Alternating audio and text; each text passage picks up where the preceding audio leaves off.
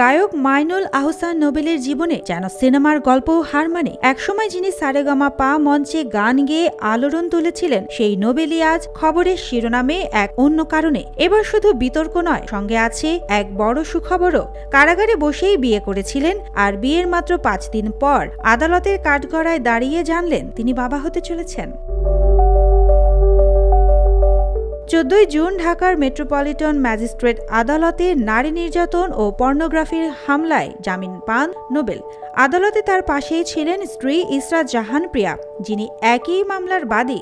শুনানির সময় কাঠগড়ায় দাঁড়িয়ে প্রিয়া নিজেই জানান তারা বাবা মা হতে চলেছেন। 5 দিন আগে 19 জুন আদালতের নির্দেশে কেরানীগঞ্জ কেন্দ্রীয় কারাগারে আনুষ্ঠানিকভাবে বিয়ে করেন নোবেল ও প্রিয়া। দেনমোহর নির্ধারণ হয় 10 লাখ টাকা।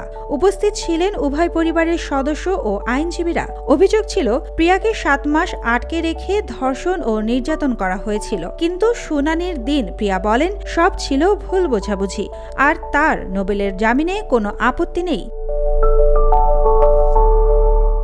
আদালত প্রাঙ্গণে নোবেল ও প্রিয়াকে দেখা যায় হাত ধরে হাঁটতে। দুজনের মুখেই ছিল প্রশান্তির হাসি, যেন সব পেছনের কালো দিন মুছে ফেলতে চায় তারা। যদিও নোবেল নিজে এখনো সাংবাদিকদের মুখোমুখি হননি, তার আইনজীবী নিশ্চিত করেছেন এই দম্পতির ঘরে নতুন অতিথি আসছে। নেটিজেনদেরকেও বলছেন নোবেলের জীবনটাই এক জীবন্ত নাটক। কেউ আবার বলছেন এটা রিয়েল লাইফ সিনেমা। কিন্তু সবকিছুর পরেও প্রশ্ন একটাই, এই নতুন যাত্রায় নোবেল কি পারবেন নিজেকে নতুন করে গড়তে? সুবর্ণা মেজাবিন, দেশকাল নিউজ।